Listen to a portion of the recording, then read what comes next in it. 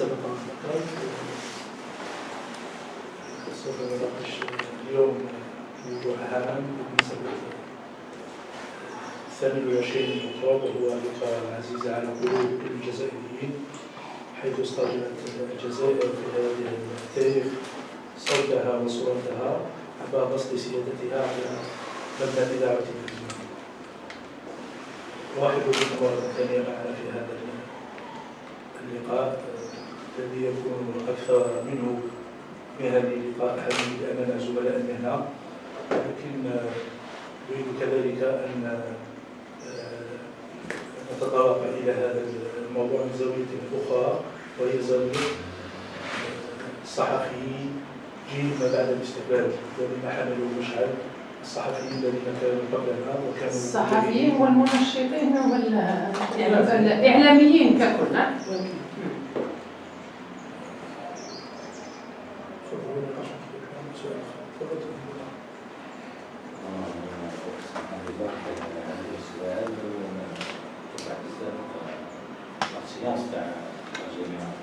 عيط شوية. الإسبوع المارش الاستعمار مليح بزاف، تقدمها بطريقة مثيرة ومش مملة. اللي عندنا نتوصيات إن شاء الله بريزونتي سيت تيليفزيون.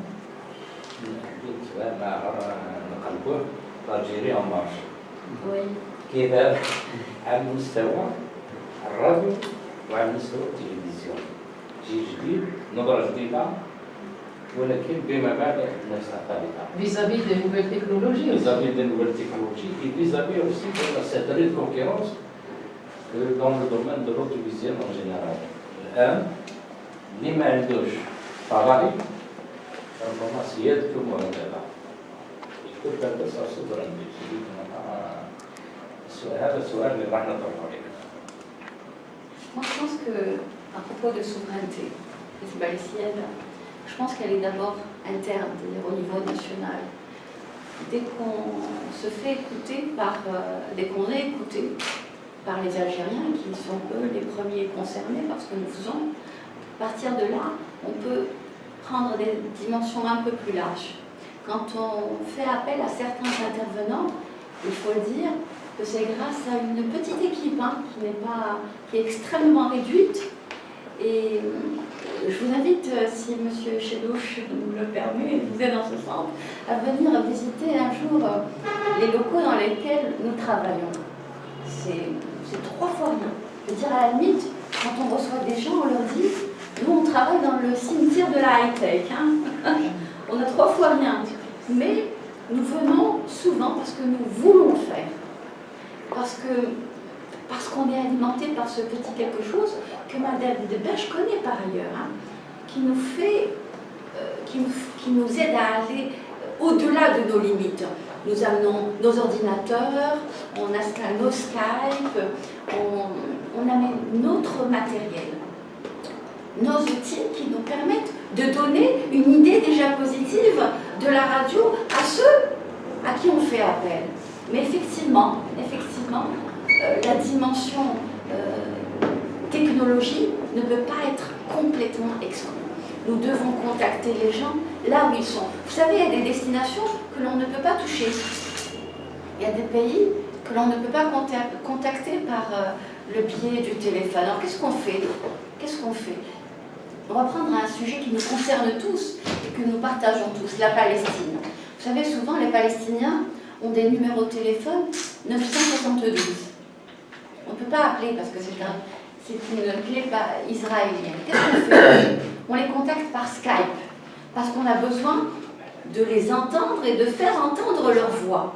On a été au-delà de cette limite. Vous savez, la H3, c'est une radio d'expression française. Seulement. Mais elle est censée être constituée d'Algériens.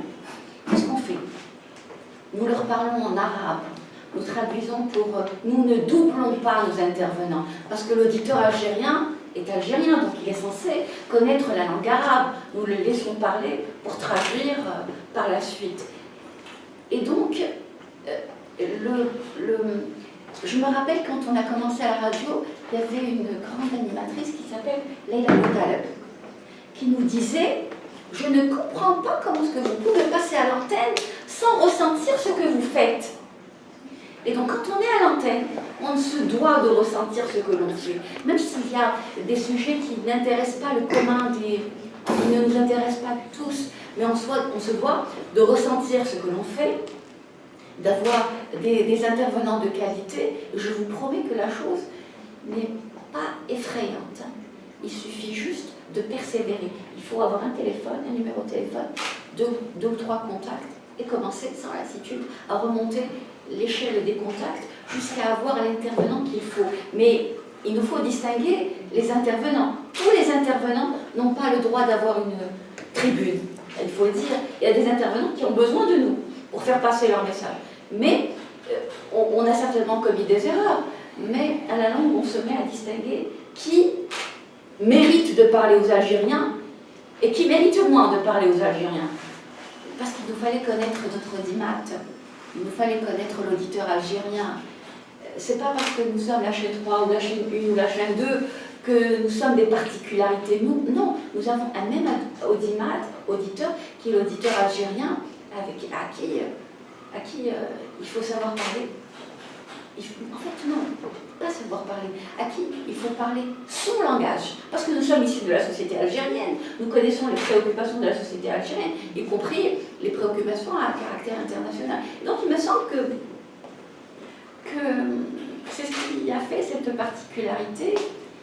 Et je vais vous dire autre chose, enfin, pour appuyer, je conclurai là-dessus parce que je suis un peu trop bavarde. Je suis un peu trop bavarde. Il y a cela quelques années, quand j'appelais des personnes, je leur disais bonsoir, merci, etc. Y compris quand c'était des arabophones. Et puis, je m'étais dit, c'était pas le commun des Algériens qui s'adresse comme ça. Quand on finit une émission, on dit Inch'Allah, Salam, etc. Même quand on est à la chaîne 3, on a des paramètres algériens que l'on doit adapter. Parce que la chaîne 3, c'est quoi? C'est une chaîne d'expression française, mais ça reste, et ça doit être une radio algérienne. Salam alaikum. Quand on appelle un Palestinien qui sort d'une janaza, Abdallah wa Ashrakum, Shakara Sa'yakum, etc. Ce sont des formules ce sont des formules, non, ça fait partie de notre algérianité, et c'est cette algérianité que l'on a voulu imposer à l'antenne, parce que c'était pas facile. Quand on finit une émission qu'on dit à jeudi prochain, Inch'Allah,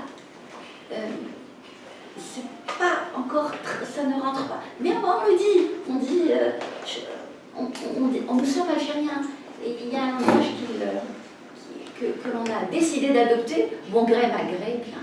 J'espère que ça va continuer. D'ailleurs, ce qui a fait la réussite de votre émission, qui est vraiment intéressante, et je suis souvent. Je l'attends avec impatience. Mais alors attendez, je vais vous dire, il y a un petit piège dans cette émission, parce que vous savez qu'on écoute à la radio. Oui, attendez, je vais vous dire un petit piège, parce que la radio, on l'écoute en général quand on est en voiture. Et donc on a choisi, on s'est battu pour ça, de diffuser l'émission pendant les embouteillages. Et c'est dit qu'au départ, on a obligé l'auditeur. On s'est dit, bon, il peut zapper l'auditeur si ça l'ennuie. Et puis bon, je suis contente que ça vous plaise. Vous êtes modeste. Il y a beaucoup d'autres émissions. Oui, c'est vrai. Mais on peut les entendre pendant l'embouteillage, mais votre émission est... Surtout qu'il faut accéder au niveau du CDB, je ne sais pas les à la radio. Obligation positive.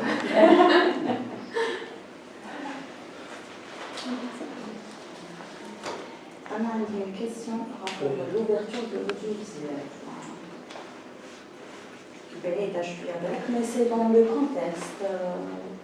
Donc, l'audiovisuel, auparavant, Madame Rousbeck, on a trop critiqué la télévision algérienne, il y a des programmes aériens. C'est neuf personnes qui passent à l'eau. Ça vous jamais enseigné que le NTV, le NTV, c'est une chaîne professionnelle et les autres chaînes, pas pour les critiquer. Il y a pour l'audiovisuel, l'ouverture de l'audiovisuel. Est-ce que vous faites un plus et le côté positif et le côté négatif? On parle de plus en plus de l'éthique. Bien, je suis très éthique.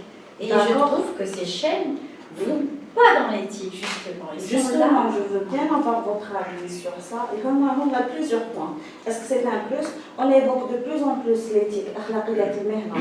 Les chaînes. وبالموازاة مع ذلك نهضر لكم ماشي كزميلة كي نخرجوا برا بزاف ناس بزاف دي بروفيسيونيل تاع الدومين يقول لك باين الفرق الكبير مالك كنا نقولوا يتيمه وما فيهاش تو مي سي اون شين كون ميم بروفيسيونيل à côté de ce qu'on voit donc j'aimerais bien avoir. Je vais vous donner juste un exemple, vous allez comprendre. Ces chaînes, c'est bien l'ouverture, c'est bien quand ça rapporte l'information juste et correcte et bien sûr dans les normes. Mais quelquefois, il y a des chaînes qui profitent de peut-être la malinformation de certaines personnes ou carrément le public qui est à la recherche de sensations fortes, etc. Ils sont là à profiter de ce moment. Et par exemple, l'enfant qui a été tué à Elbiar, vous voyez, ils ont donné la parole à des enfants. Ça, c'est des choses qu'on ne fait pas. Donner la parole à des enfants, faire témoigner des enfants, intervenir pendant les obsèques donc, de l'enfant et faire intervenir la maman. Moi, je trouve que c'était horrible. Et ça, à la télévision algérienne, on n'avait jamais vu ça. Je ne sais pas si vous êtes d'accord avec moi. Mais moi, je suis pas pour ce genre de sensation et ce genre d'événement sensation qui peut plaire au public et aux téléspectateurs. Donc ça, je trouve que c'est pas faisable. Et là, je me pose la question, où est l'éthique? نكمل انا الزميله تاع امال باسكو حنا نتكلموا على الصيد البصري. بدايه خلينا نشكر جريده الشهر القائمين على جريده الشهر وكذلك انتم يعني اللي عرفتونا في هذا اليوم 22 اكتوبر. تحيه اجلال اكبر الناس اللي ضحوا من اجل باش نكونوا حرين، كذلك الناس اللي رفعوا المشعل التحدي 28 اكتوبر 1962، كذلك الناس اللي ماتوا بالمهنه في العشريه اللي ما بقاوش كذلك نساوهم. وفي الاخير حنا نجيو كمكملين لهذه المسيره. والسؤال هو ممتاز تاع الزميله، لكن لا يمكن الحديث عن الانفتاح السمعي او البصري لان المستمعين مازال يعني بالنسبه للمشاكل اللي دخلت فيها يعني خلال لي زون تو سا. نتحدثوا على الانفتاح البصري في الجزائر. الانفتاح البصري في الجزائر لازم نعرفوا ايضا اول شيء هو انهم ليست قنوات تلفزيونيه وطنيه، وانما هي مكاتب لقنوات اجنبيه عامله في الجزائر. ثاني شيء نتحدثوا عليه بلغه الارقام واللي كانت مؤخرا قالها وزير الاتصال انه في 5 مكاتب فقط لقنوات اجنبيه تعمل في الجزائر اليوم. الحقل الجزائري فيه 40 قناه تلفزيونيه تنشط 44 او ما يقارب 50 قناه يعني تنشط في الجزائر بصفه غير رسميه اي اون باراليل يعني كيجيو.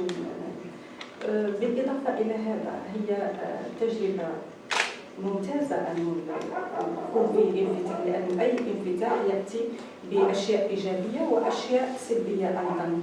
لكن عندما نرى هذه الاشياء انها تكون على حساب المهنه فهذا هو الذي يضر بالمهنه، لانه فيه يعني قانون العضوي للاعلام ما ان جرى عنه يعني من مجلس سلطه الضبط السمعي البصري، مجلس الصحافه المكتوبه، وكذلك مجلس اخلاقيات المهنه.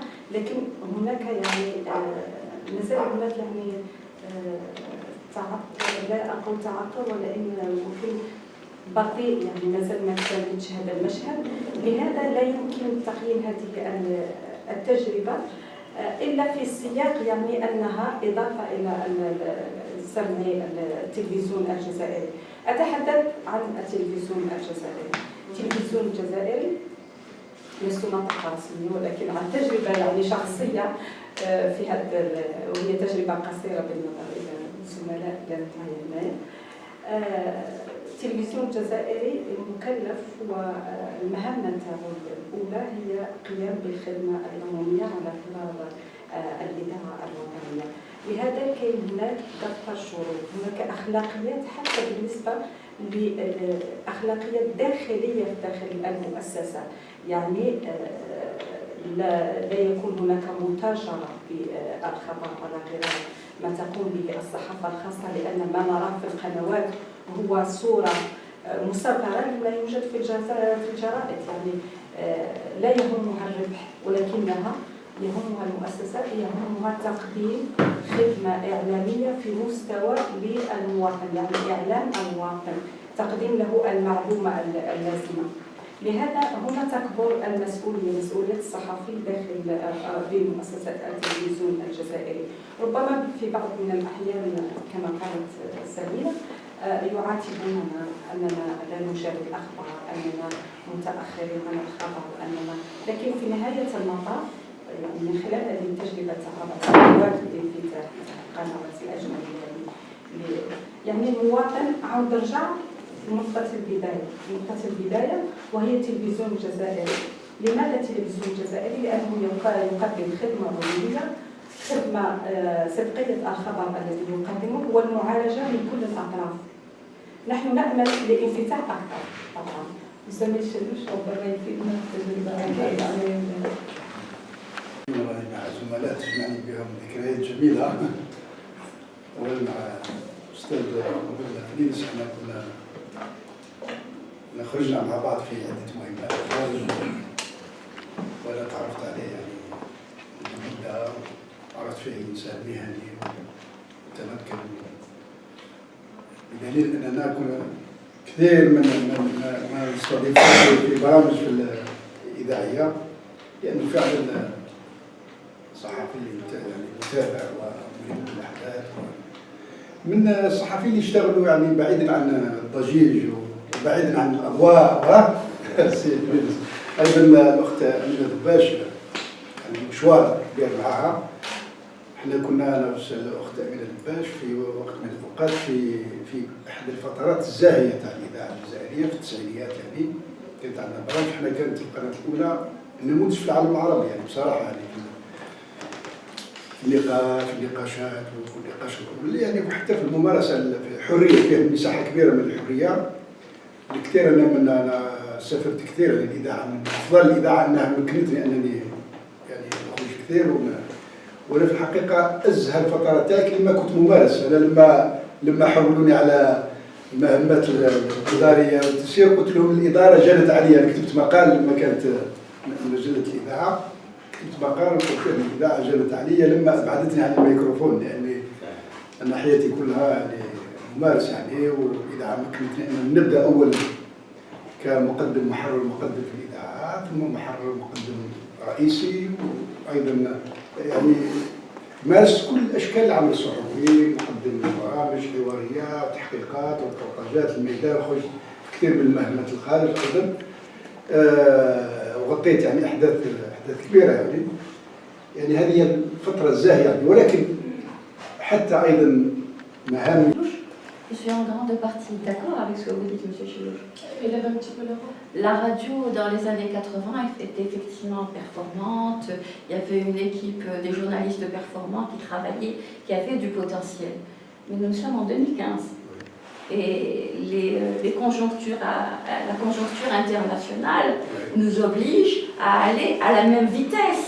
C'est-à-dire que l'on ne peut pas dire, parce qu'on travaille avec très peu de moyens, il y a cela 3 décades, que l'on doit continuer à le faire et de la même façon.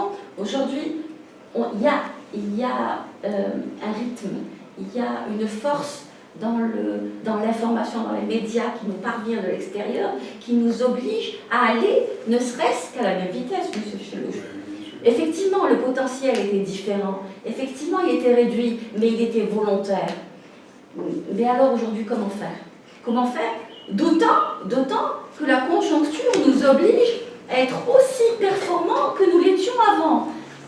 Il y a des enjeux, il y a parfois des enjeux qualifiés par certains de menaces qui nous viennent de l'extérieur et qui nous obligent à imposer notre information, qui nous obligent à obliger l'auditeur à nous écouter, à nous suivre, M. Chelouche. Et donc il me semble que l'enjeu majeur aujourd'hui, c'est de mettre autant de moyens que mettent les autres pour pouvoir aller ne serait-ce qu'à la même vitesse.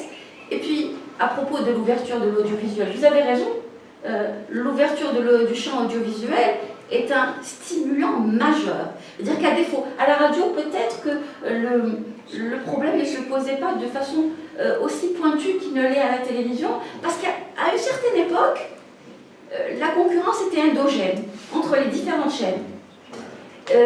Les différentes chaînes avaient des audimates différents et avaient des programmes différents. Donc, la concurrence était endogène. Il faut garder, il me semble, hein, la pluralité et la diversité de ces chaînes. Mais pour revenir à la télévision, effectivement, des erreurs sont commises, comme elles le sont aujourd'hui encore par la radio ou par la télévision publique. L'erreur, quand le journalisme n'est pas cadré, quand il n'a pas d'outils, comme l'expliquait M. Chelouche, il y a des déperditions, mais il me semble que parfois, il faut être conséquent avec nous-mêmes. Hein.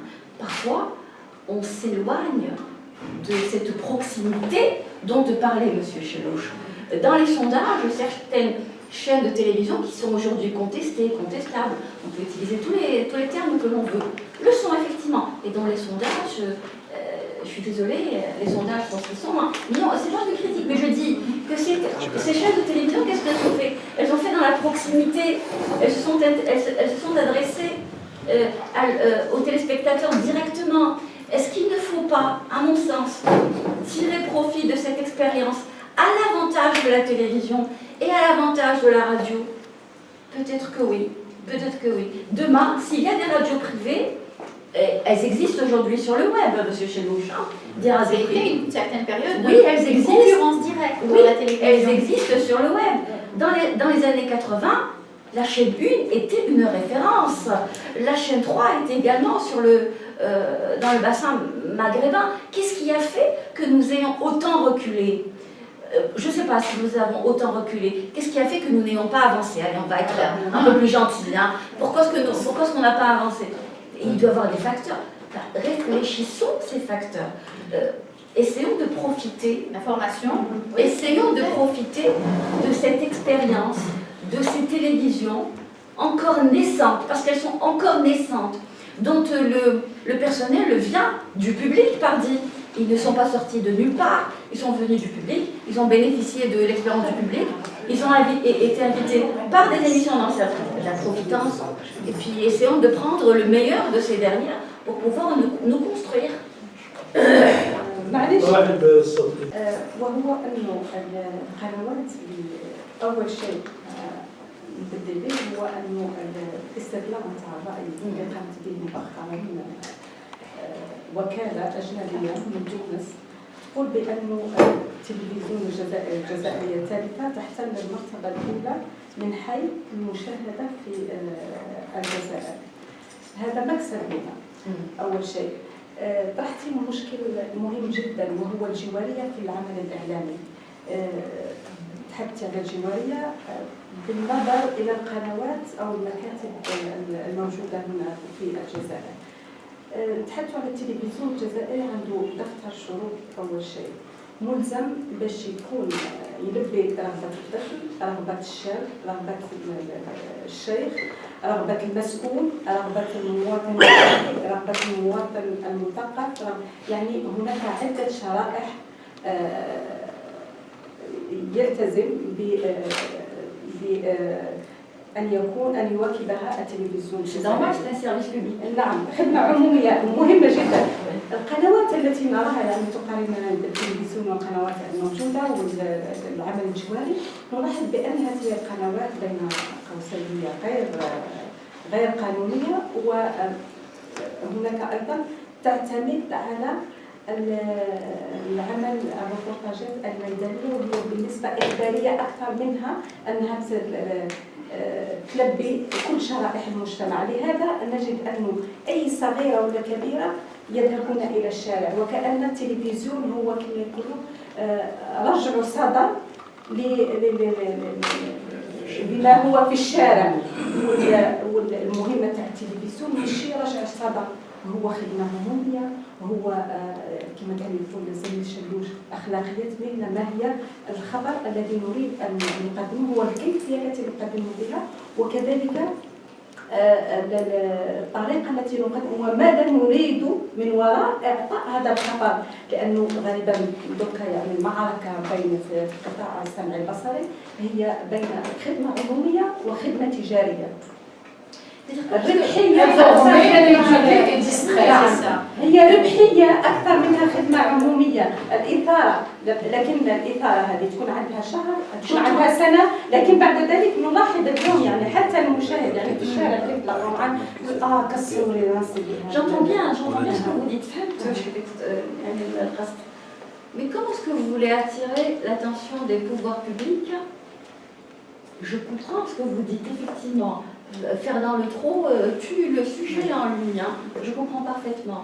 Mais il me semble que les services publics sont des garde-fous. Ils sont des garde-fous. Comment attirer l'attention ou comment faire toucher du doigt un problème public si on ne va pas vers la source? Effectivement, trop de reportages de société, simplifier un répondant, etc. C'est aller dans un sens. هل هو الذي يصنع الرأي العام ولا التلفزيون يحاول الى رد الفعل على ما يحدث في الشارع؟ لان المفروض الاعلام هو الذي يصنع الحدث.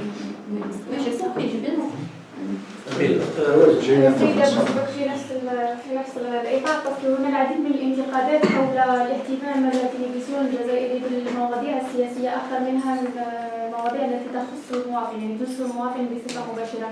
يعني كل النشرات الإخبارية تهتم بالجانب السياسي أكثر منه، يعني يشوفوا غير شيء على المواطن. اليوم مع رسالة اللي بعثها رئيس الجمهورية بمناسبة اليوم الوطني للصحافة كان أكد وشدد على ضرورة الاهتمام بالمواطن وبانشغالات المواطنين. بس نشوفوا التلفزيون اليوم يفتح مجال أكثر لانشغالات المواطنين، نشوفوا نشرة خاصة بمشاكل المواطنين بدلا منها من أول شيء غالبا تكون هذه الأحكام مبنية على النشرة الثامنة، ماذا تقدم النشرة الثامنة. لهذا يقول لك باللي هناك التغطية الرسمية أكثر منا، لكن التلفزيون الجزائري لديه برامج أخرى، برامج تهتم بالطفل، برامج تهتم بالشباب، بالاقتصاد، بالمجتمع، يعني بكل الشرائح.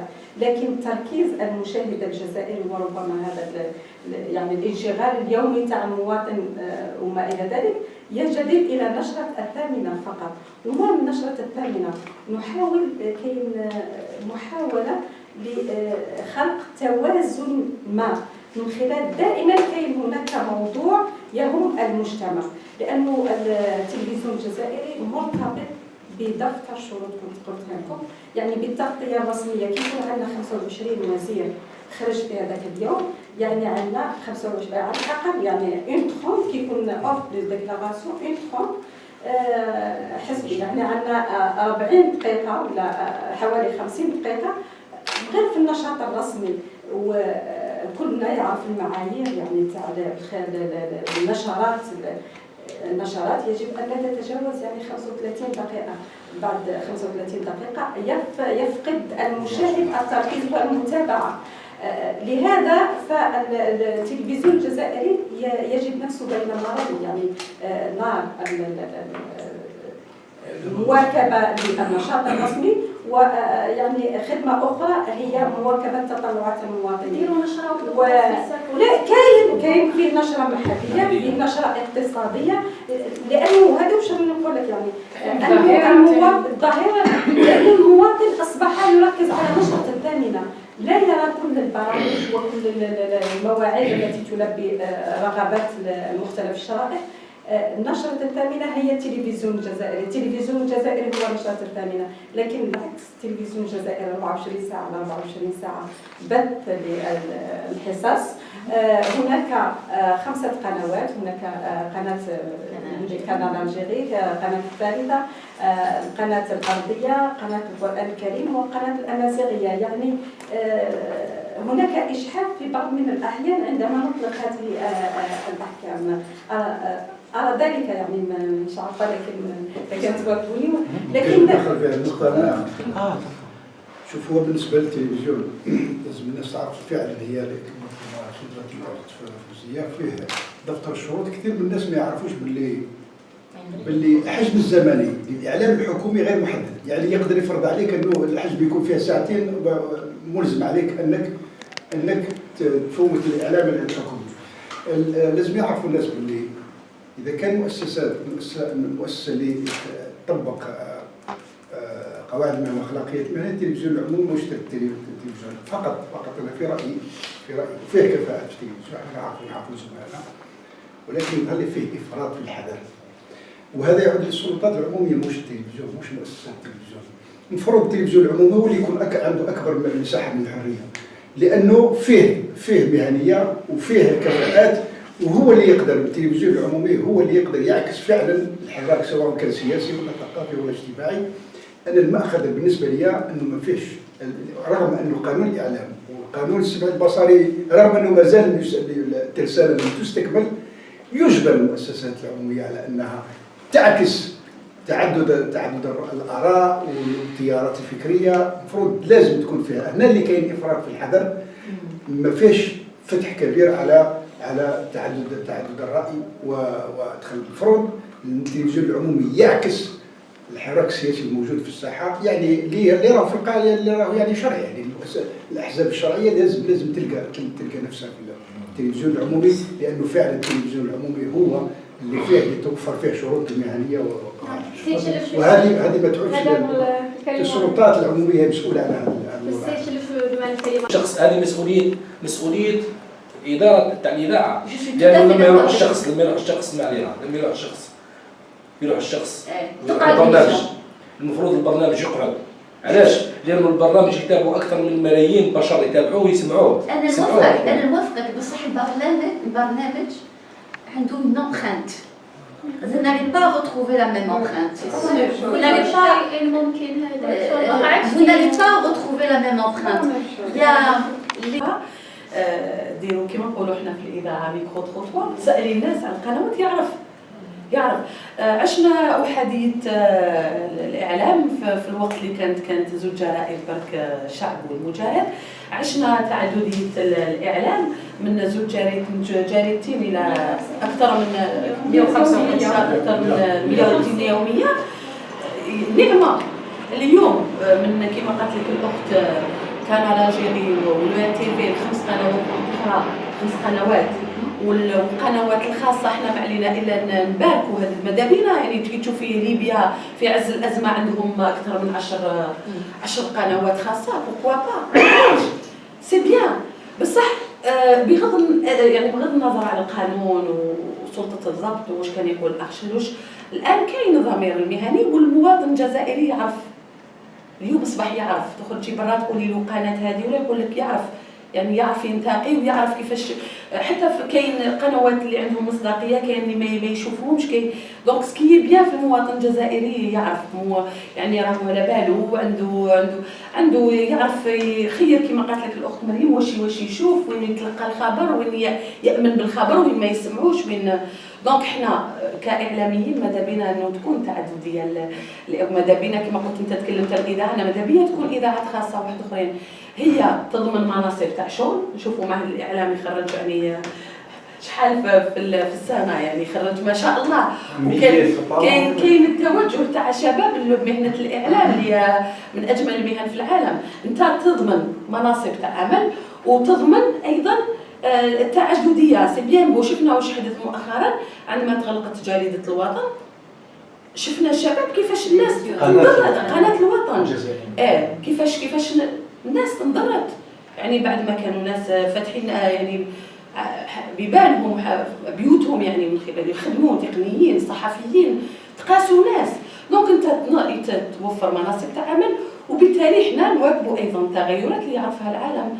تشوف اليوم ليبيا، تكلمنا على ليبيا، انا نزابي نشوف السودان عندها شحال من قناه. سي فري. تفضل. كان on a parlé tout à l'heure des émissions de télévision et de radio. Il y a des émissions qui disparaissent avec leurs producteurs. C'est-à-dire qu'ils continuent à exister jusqu'à ce que le producteur disparaisse. Même si le producteur forme des personnes, ce ne sera jamais la même chose. On a une émission à la chaîne 3 actuelle qui était faite d'abord sur la Yajidel et puis ensuite Dalila Semaï. C'était une émission magnifique, vraiment c'était C'est une لا هذاك école. اللي مات الله يرحمه راجل ثاني تاع العربي كوميرسال. Oui. سعود. Oui. Forum. Et c'est vrai, il y a des émissions qui disparaissent avec leurs producteurs. Mais alors, pour revenir à l'information. نعم. الوطنية حاليا يعني كيفاش تقدر تقيم العمل الإذاعي اليوم في الجزائر؟ نقدروا نكمل نتكلموا على الموضوع ما شاء الله لا فعلا لا انا كنت تكلمت وراح ندخلوا في جدل هذا هو الوقت. مريم عندها هي محقه لازم توفر كل الامكانيات. الان رانا في عندنا في صحيح انه مرحله اخرى وفيه عالم اخر وعالم الاتصال تطور مذهل، ولكن انا حبيت نقول لها فقط مش ما قلتلكش انا ما لازمش تكون امكانيات، لازم تكون امكانيات ولكن لو نقارنوها بالامكانيات اللي كانت موجوده في فترات سابقه ان بصراحه فيه امكانيات يعني حتى بالنسبه للابداع في المهنه فيه امكانيات اكثر مما كانت عليه في السابق. فيه سيبري فيه طفرات وفيه مهنيين وفيه يعني اسماء كبيره في الاذاعه، ولكن Il faut du cœur. Oui, il faut du cœur. il faut du cœur. تطور كبير بالنسبه للاذاعه. لماذا؟ انا كنت تكلمت ما نعاودش نرجع لتاريخ الاذاعه و 28 اكتوبر و 16 ديسمبر 56، ولكن الاذاعه كانت بعد الاستقلال. الاخت امينه تعرف هذا الشيء، مجرد 3 برامج مش قنوات يعني برامج يعني بالعربيه بالقبائليه مش بالامازيغيه، بالقبائليه برنامج بالقبائليه وبالفرنسيه. الان شوف هذا التطور المذهل اللي عرفته الاذاعه خاصه بعد 91 يعني سنه 91 هي اللي كانت ميلاد الاذاعات المحليه اللي هي يعني كرست الاعلام الجواري بامتياز. يعني الان الاذاعه تقوم بدور كبير فيما يخص الاعلام الجواري وعزت دورها في الخدمه العموميه. يبقى دائما نقول باللي مازال ناقص. انا دائما كنت نقولها الثغره الكبيره ليس فقط بالنسبه للاذاعه ولا كانت التلفزيون، ولكن لكل وسائل الاعلام. الثغره الكبيره اللي كانت هي كانت في التكوين كان غياب تام للتكوين. الان احنا نعتزوا ان الاذاعه الان عندها مركز للتدريب الاذاعي. هذا المركز هذا اصبح فيه ليس فقط في البدايه كان اعتماد على خبره الخبراء الاجانب، والاذاعه عندها شراكات يعني شراكات مع الهيئات الاذاعيه الكبيره يعني BBC، راديو كندا، راديو فرنسا. فشراكات مهمه جدا وسمحت لها انها تكون مكونين. عندها الان فريق من المكونين ولو انه يبقى دائما ناقص. انا في رايي لازم يكون عندنا عدد كبير من المكونين لان عندنا كفاءات عندنا اعلاميين عندهم تجربه كبيره، ولكن على الاقل هذا المركز التدريب الاذاعي الان يوفر فرص تكوين ليس فقط للصحفيين فقط ولكن للتقنيين للمخرجين لمختلف المهن المرتبطه بالعمل الاذاعي حتى بالنسبه للاداريين. والان صار يستقطب حتى اهتمام اتحاد الاذاعات العربيه. كان فيه مركزان، واحد في سوريا اللي كان مرجع وكان نموذج، وكان واحد في تونس. ولكن بعد التطورات اللي حصلت الان اصبح المركز تاع الجزائر هو النموذج الان. ما كانش المركز تاع تونس غلق، تاع سوريا غلق. الان ولا الاهتمام كله المركز التدريب الاذاعي اللي في تيبازا اللي مش يوفر فرص تكوين باستمرار يعني فيه سيسيون ورا سيسيون. فلهذا هذا مهم جدا لأن التكوين الرهان على المورد البشري أهم من التجهيزات. صحيح لازم التجهيزات ولكن المورد البشري هو الصح. ولهذا نقول فيه تطور كبير. أنا كانت عندنا بتجربتي باش نكونوا بكل صراحة، حتى لما تكلمت أنا على السلطات المختلفة المؤسسات اللي عندها دور في تمكين الصحافة من الوصول إلى مصادر الخبر. احنا في تجربتنا بالنسبة للإذاعات المحلية أنا مريت يعني مرتين يعني مدير تنسيقية الإذاعة الفيهوية وعندي تجربة في هذا المجال. كانت عندنا صعوبات كبيرة في البداية لأنه كانوا كثير من الولاة يعتقدوا أنه الإذاعة المحلية هي أداة تاعو يستعملها ليه هو شخصيا. والإذاعة لما تهتم بقضايا المجتمع ولما تكون قريبة بالمجتمع وتظهر على الناس بالنسبة لها راهي تشوش على جهود التنمية المحلية. أو بالعكس الإذاعة هي تنبه القائمين على الشأن العام بمواطن النقص، لأنه الولي المسؤول الأول على ولاية ما مش هو اللي ينفذ، كان المنفذين. ولهذا من بعد بدا هذا احنا كانت معركتنا في هذا، وصلت لنا كثير من يعني القضايا اللي صارت مع ولات كاين فيها الايجابي وكاين فيها السلبي.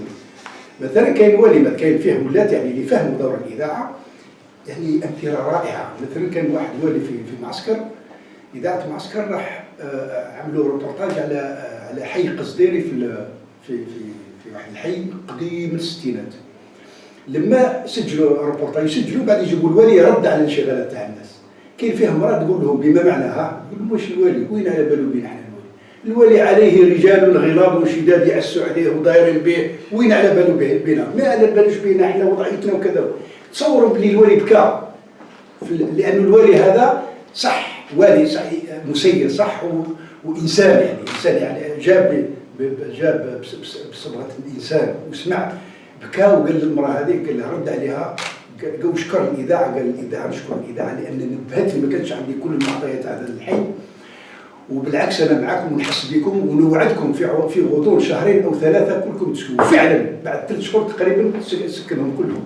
فاحنا تعرف دور الاذاعه، يعني اللي يفهم دور الاذاعه هذا هو دور الاذاعه. الاذاعه هي الاذاعه المحليه، هي اذاعه المجتمع قبل ان تكون العلاقه دائما نقول لهم العلاقه مع السلطات المحليه لازم تكون علاقه احترام وتعاون، بصح ما تكونش علاقه تبعيه، لأن الإذاعة هي إذاعة المجتمع مش إذاعة الأشخاص.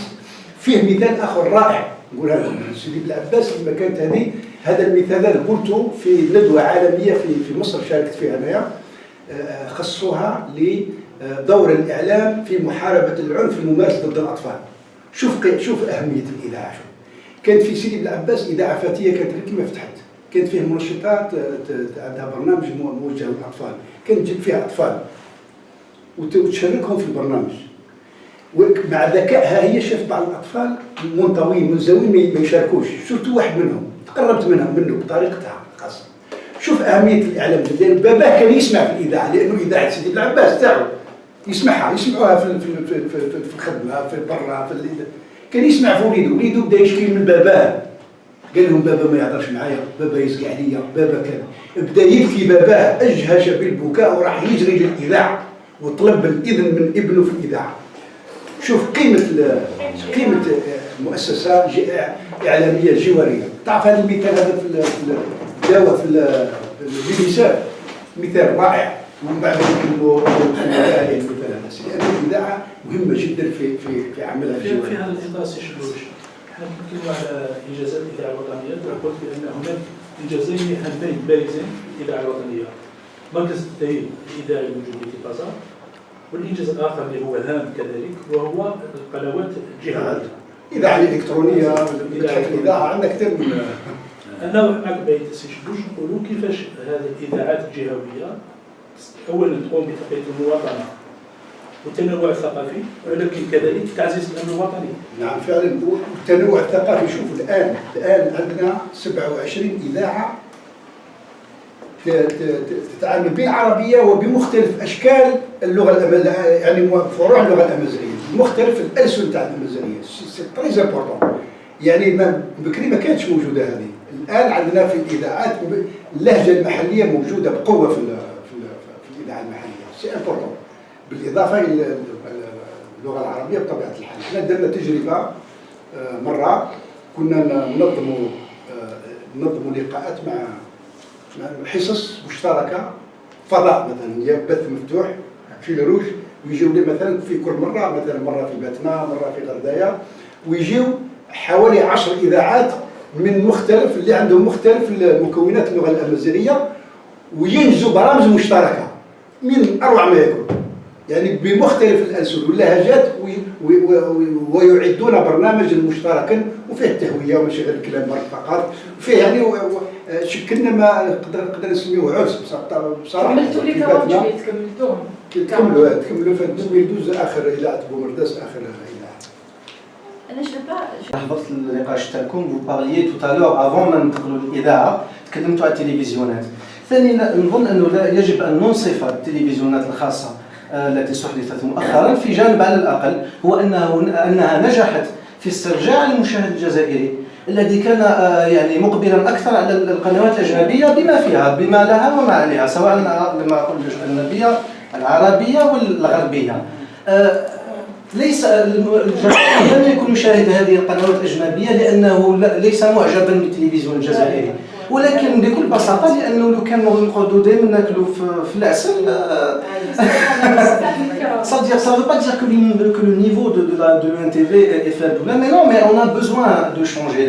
المشاهد il a envie de changer. القنوات الخاصه قامت بهذا الدور، هذا اولا. النقطه الثانيه هي نقطه النجوميه. لو كونسيبت دو لا ستار.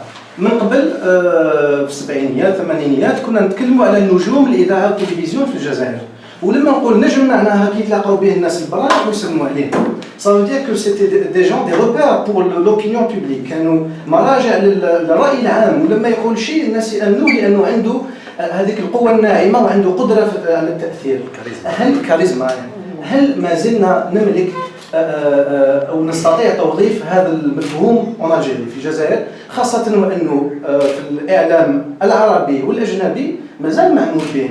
ولما نقول نجم في الجزائر لازم يتبع ثاني أمور أخرى يدري منها. النجم لازم يكون عنده يعني حياة معينة، كاين أمور مترابطة. هل يمكن أن نتكلم في الوقت الحالي على النجم؟ هذا السؤال طرحته لأنه حتى في الميدان الثقافي نلاحظوا أنه بدات تغيب كثير. On parle plus de grands acteurs اللي الناس يديروا عليهم لاشين برا باش يسلموا عليهم. Un acteur dans tout ce paysage, dans tout ce qui nous attend, voilà. Et احنا عندنا لازم تعرفوا باللي هذا الضيف الشعب نستقبلوا فيه وزراء، نستقبلوا فيه سفراء، نستقبلوا فيه des experts. وكل لا بروميير فوا يجيو كل هايبين ومن بعد يقولوا لنا يا اون امبيونس دو ترافاي اكستراوردينير. الوغ اهضروا ناقشوا le plus normalement du monde, c'est convivial, c'est professionnel ومرحبا بكم. Voilà. Changer d'appellation, changer. Une personne a un cachet. C'est vrai, le produit, quand il est diffusé, et quand il est produit, c'est la propriété de la radio, la télévision. Vous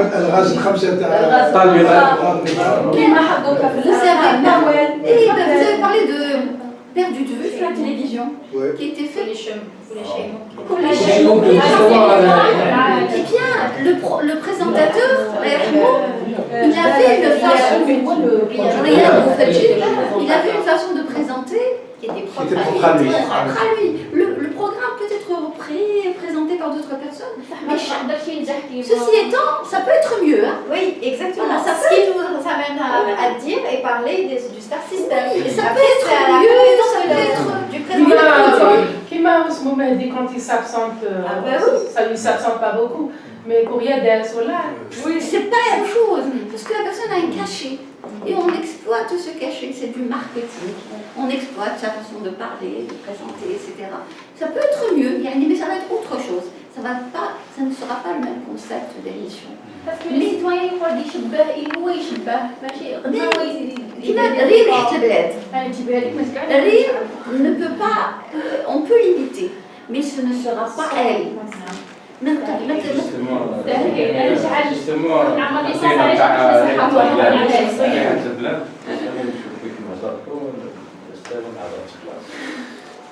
وهذا وين دخلت؟ شوفي احنا في لا جلوباليزاسيون، العولمه هذه من يسيطر على من؟ اللي عنده سي ليماج، سي الصوره ليماج، اللي ما عندوش فضائيات ما يحميش روحه. احنا الان فيه يعني ما درس يشبوش بدينا، ولكن بدينا متاخرين. معليش بدينا ونيفولي يعني في الوقت في ريال مزيار يوم برون كونسيديراسيون هذا الصراع الدولي. هذا شوف الحروب ماشي حروب صحيح تخوض بالبندقيه ولكن بالصوره اعلاميه. لا انا في الماليش كل اللي دخل الاول دخل العسكري، دخل الصحفي على اللي دبابه وينقذ تاع فرنسا العراق. الصحفيين ايضا هم اللي نقلوا كيف الامريكان دخلوا اكسيتيرا.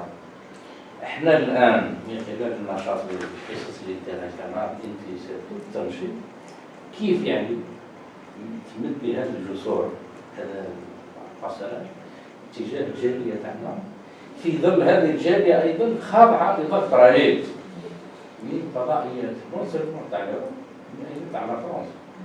ما نساوش شوف لا فرنسا مثلا تاع اليوم باش تسيطر على المغرب العربي من ناحيه الصومال دارت ميديا راديو، بعد ولات ميديا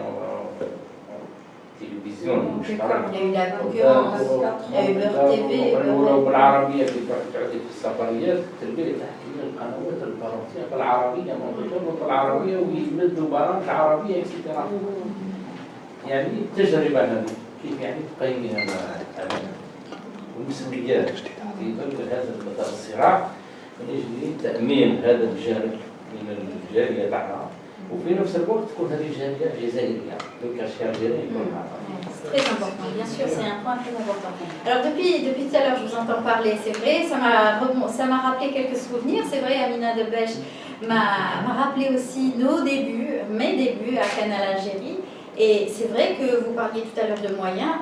On a commencé avec 2 bureaux uniquement. Donc il y avait le bureau de Madame Debech, il y avait le bureau où c'était la rédaction, avec le secrétariat, avec peu de moyens, un seul ordinateur avec un téléphone où on pouvait appeler nos invités avec un standard seulement, à l'époque où les téléphones portables commençaient à peine à faire leur apparition.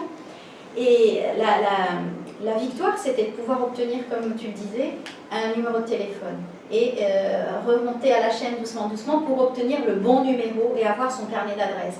Et pouvoir à ce moment-là travailler et avoir ma victoire, c'était de pouvoir ramener l'invité d'où est-ce qu'il pouvait être. Et ça, c'est la plus belle des récompenses quand on est journaliste et quand on veut faire son travail correctement et pouvoir travailler et donner la chance à des personnes de venir parler, de s'exprimer et de pouvoir échanger avec le téléspectateur. Et ça, on a réussi à le faire grâce à Amina, encore une fois je le dis, parce que c'est elle qui a créé le Bonjour d'Algérie. Si je suis là aujourd'hui et si... Et 18 autres émissions. Comment? Et 18 autres émissions. 18 autres émissions, oui. Et si aujourd'hui on arrive à asseoir Bonjour d'Algérie, que le téléspectateur le reconnaisse, et nous reconnaît aussi dehors, modestement, même si, encore une fois, avant-hier, on ne m'a pas reconnue, parce qu'on ne me reconnaît pas automatiquement, mais on a reconnu ma voix. Je ne fais pas de la radio, je fais de la télé, on a reconnu ma voix.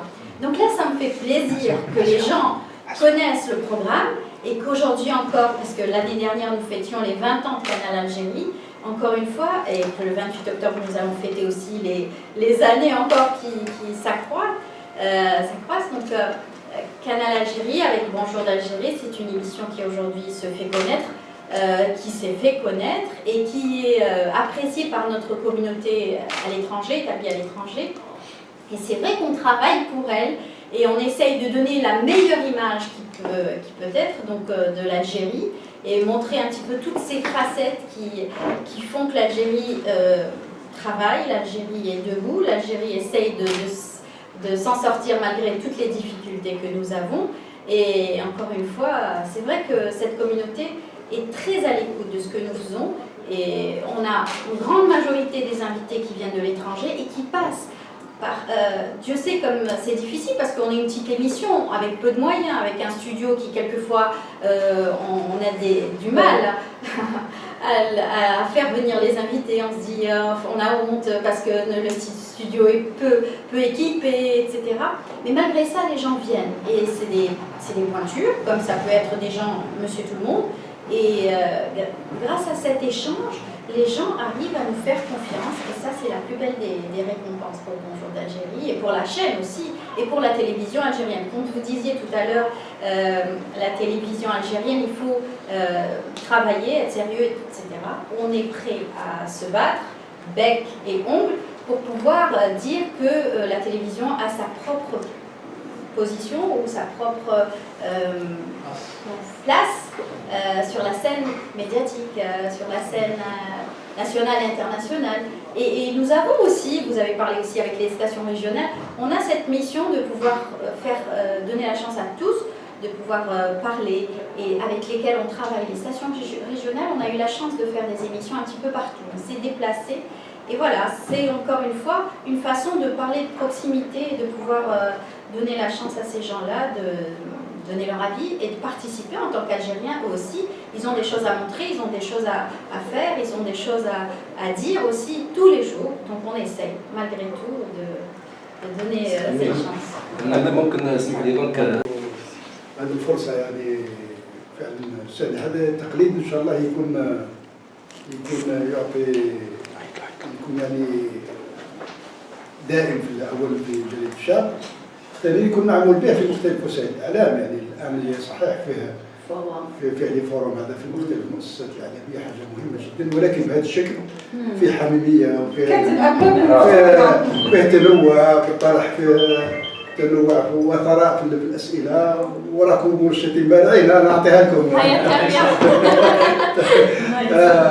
وهذه مناسبه اولا نترحم على ارواح شهداء، اول شهداء الثوره المجيده وشهداء الواجب، هذا زملائنا اللي يعني لازم نتذكرهم دائما، اللي خدموا في ظروف صعبه جدا في الوقت اللي كان فيه كل ما هو ابداع يقتل، والزملاء اللي ضحوا بنفوسهم وكانوا دائما حاضرين، يعني ما خلاوش الساحه الاعلاميه والساحه الثقافيه. انا نتذكر الاذاعه الثقافيه قبل 20 سنه تاسست في الوقت هذا اللي كان كل ما هو مثقف يقتل، كل ما هو مثقف يقتل ويؤد ويداس، ولكن فيه زملاء عرفوا التحدي، تحيه اجلال واكبار لهؤلاء الزملاء بهذه المناسبه.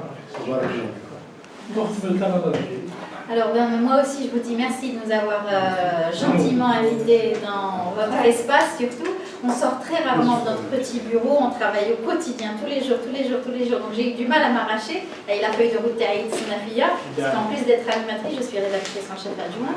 Donc j'ai beaucoup de choses à faire, mais malgré ça, ça m'a permis de comprendre et surtout d'échanger des expériences pour chacun de nous et chacune de nous. On n'a pas trop l'habitude de se voir ni de se rencontrer. Donc c'est aussi l'occasion de faire un point aussi sur notre métier, qui est un très beau métier. Donc surtout rendre hommage à tous ces journalistes, on le dit toujours. Cette corporation est une corporation qui a un passé, qui a un très beau passé, qui a un bel avenir, Inch'Allah. Voilà. Écoutez, moi aussi je vous remercie. Vraiment, il y a une liberté de ton, c'est-à-dire dans les questions, etc., et dans les réponses, qui ne devrait pas surprendre. Qui est agréable. Et puis, puisque ça va être le 28 octobre, tout à l'heure nous parlions de la radio, des médias, comment est-ce qu'ils ont évolué. La semaine dernière, on faisait nous à la radio, on appelle ça bobino. Un bobino. Et puis le réalisateur de l'émission me disait parce que qu'est-ce qu'on faisait? On prenait la bande, on la mettait autour du porte-manteau, monsieur Cheloche, pour les mixages. Ah oui. Avec un porte-manteau, on faisait les mixages. Mais peut-être que c'est un peu comme une équipe qui doit gagner. Si cette équipe, on lui donne beaucoup d'argent, beaucoup de moyens, et qui n'a pas de cœur, eh bien, ne gagnera pas. Mais s'ils ont du cœur, bien, on peut aller jusqu'au bout de ce que l'on entreprend. Et c'est ce qui nous fait avancer tous les jours. C'est ce cœur qui nous nourrit de hargne, n'est-ce pas Amina, qui nous pousse à avancer tous les jours un peu plus. Parce que si nous n'avions pas ce cœur, en plus du fait de vouloir aller au-delà de nos limites, eh bien on arrêterait net court. Et c'est le premier qui lâche, côté santé. Non, ça dépend. Le cœur, quand on le fortifie, mon collègue, ça devient non, chacun ils sont plus atteints d'eux. Ça Premier cardiovasculaire, oui. Mais bon, quand il lâche.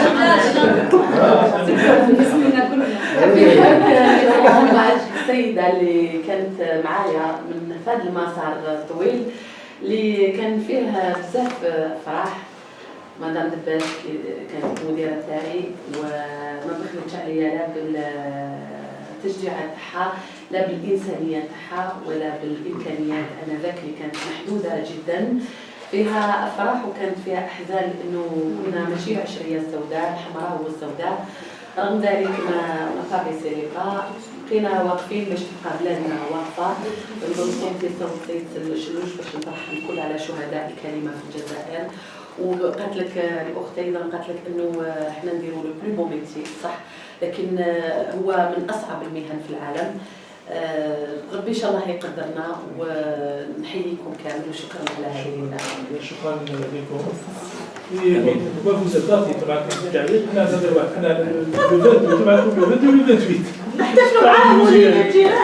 le 3, monsieur Chilioche. Non,